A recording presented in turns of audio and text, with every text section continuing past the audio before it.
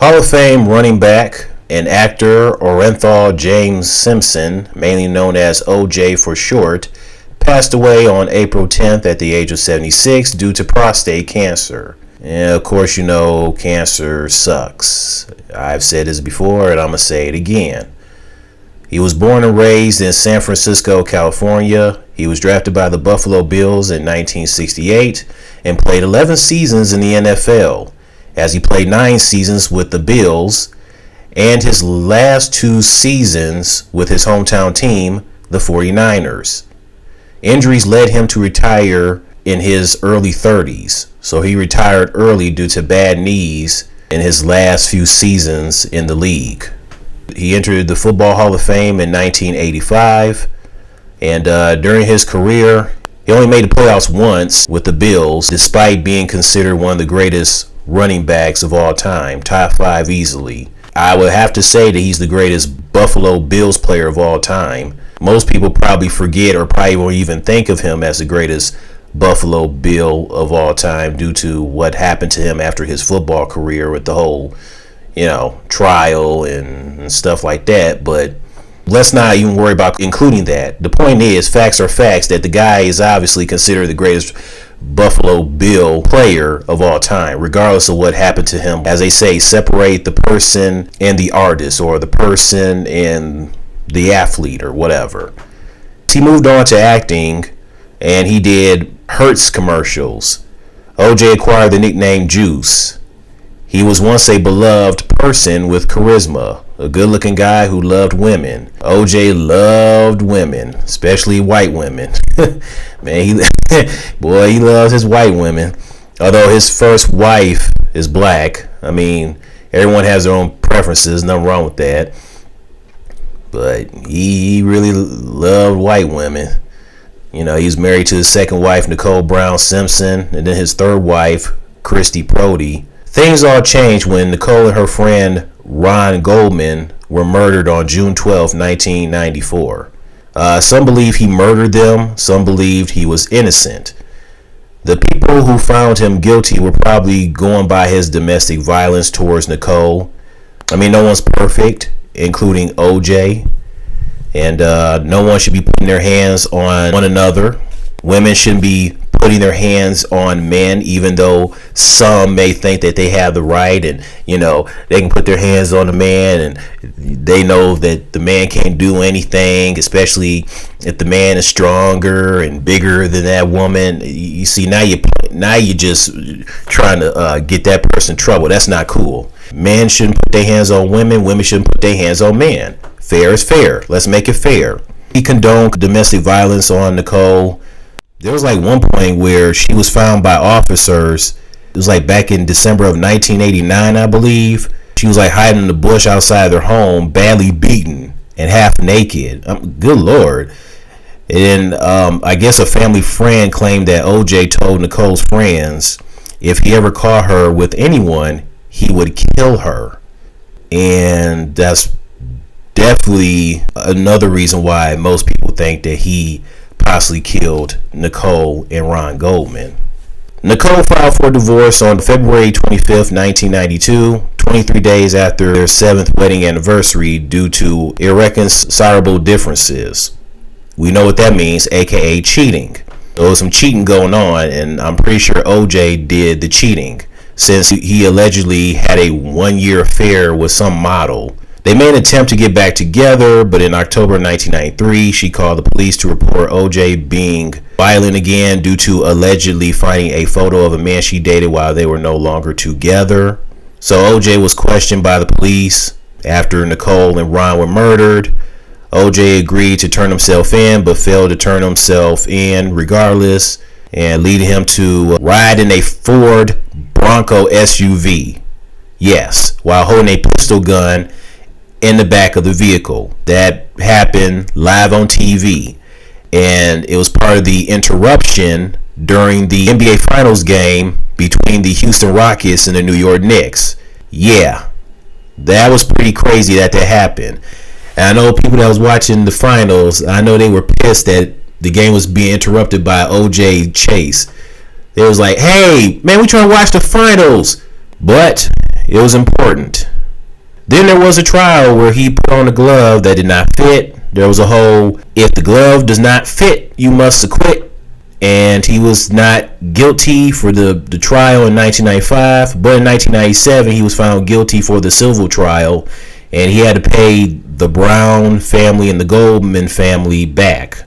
I believe he paid them back some money, but not all of the actual money he had owed them, especially when he moved to Florida, protecting his trust account and all that stuff. So yeah. For the rest of the 90s and 2000s, OJ was still popular, but things were not the same anymore. He still moved on and did whatever. He once had a prank show called Juiced, where he would prank on unsuspecting victims. It was like Ashton Kutcher's Punk'd, but celebrities were getting pranked on Punk'd. It's something like that. And we also can't forget in the pop culture that OJ was seen as a fictional animation version of himself on that one Family Guy episode where Peter tries to convince the people of Quahog that OJ is not a murderer and he did not kill Nicole and Ron.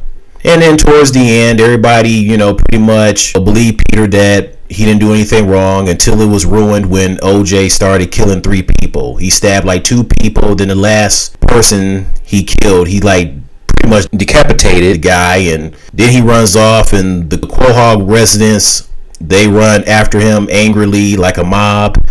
And then Peter says, oh, I guess he did do it. Yeah. He also was in an episode of The Simpsons as his fictional version of himself.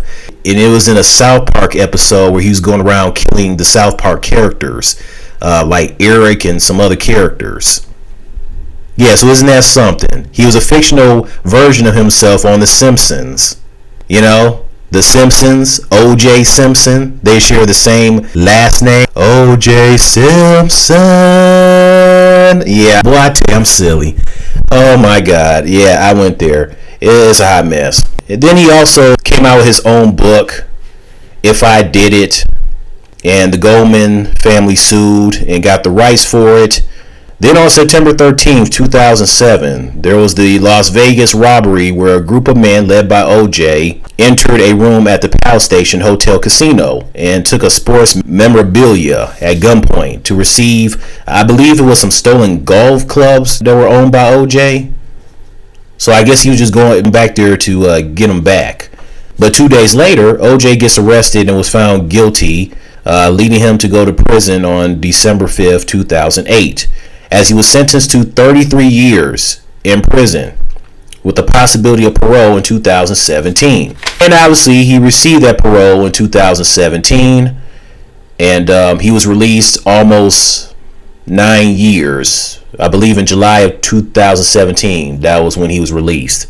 So it wasn't even 9 years yet that he was released from prison. While he was in prison, he wasn't talked about much. He's away from the public light unless he was in court, for parole or whatever. Some people will say that, yeah, he went to jail, but he didn't go to jail because he killed Nicole and Ron. He just went to jail because of some stolen golf clubs that, that belonged to him, when he should be in jail for honestly killing Nicole and Ron. So ever since his release from prison, he's pretty much been quiet, not talked about as much. But apparently he still wanted to still be popular and still be in the public eye, obviously. Apparently OJ loved getting attention. And I guess he would be on social media. And then last year, I think that's when he found out he was diagnosed with prostate cancer. He had a video where he was saying that's not true. He's in good health. Then he had one video where he's getting ready for the Super Bowl that was in Las Vegas. That's where he stayed in Las Vegas for the rest of his life. And I'm sure he was going for the 49ers to win the Super Bowl since he played for the 49ers, and that's his hometown team, going against the Chiefs. I'm sure he wasn't happy that they lost. That was it. He passed away at the age of 76 due to prostate cancer. There was the Heisman Trophy that sent their condolences to OJ and his family. But other than that, other people in the world didn't have any sympathy or didn't know what to say about OJ because some believe that he murdered Nicole and Ron. I mean, I'm not surprised, a lot of people weren't having sympathy or had anything nice to say about OJ when he passed. Yeah, some people say good riddance. There were some people joking around saying that, well, at least OJ can finally rest knowing that Nicole and Ron's killer is no longer living. Yeah, you see, you get the joke because they're referring the killer as OJ himself, and he's gone now. He can rest knowing that Nicole and Ron's killer is deceased because they're thinking he was the killer. Yeah, those type of jokes. Honestly, I don't think it was that funny. I mean, I get it, but that was just idiotically stupid to say, but whatever. Then there was somebody joking about, I wonder when he has a funeral, if his coffin is going to be driven in a, the Ford Bronco SUV that he was in. It's actually sad because, unfortunately, he has not just a controversial legacy, but a complicated legacy. Like, he's not even remembered as a football player or an actor. He used to be. I mean, he should be remembered for what he did as a football player, don't get me wrong, and as an actor. But people are going to remember him for what, the whole trial and him possibly, being seen as a murderer of Nicole and Ron. Caitlyn Jenner, formerly known as Bruce Jenner, she replied saying good riddance when it came to OJ's death. But then there were some people that got on her, pretty much thinking that she was a hypocrite because Caitlyn Bruce Jenner was involved in a car crash where she killed a 69-year-old woman by the name of Kim Howe. I think Caitlyn / Bruce paid back the family, but I don't know if it was all the money. And the thing is, there were no charges filed against Jenner. And I guess that does seem a bit hypocritical. Okay, so apparently he is going to be cremated. You guys tell me your thoughts. Do you guys think O.J. Simpson really murdered Nicole and Ron? Or do you believe that he was just set up? Do you believe that somebody else murdered them? Attention. The audio and the video has been recorded since April. This was recorded a few days after the death of O.J. Simpson, and not currently as of right now. I'm sorry for not uploading the video like I wanted to back in April. It's just that life gets in the way. I just hope you guys enjoy the video regardless, and I just want to let you guys know that.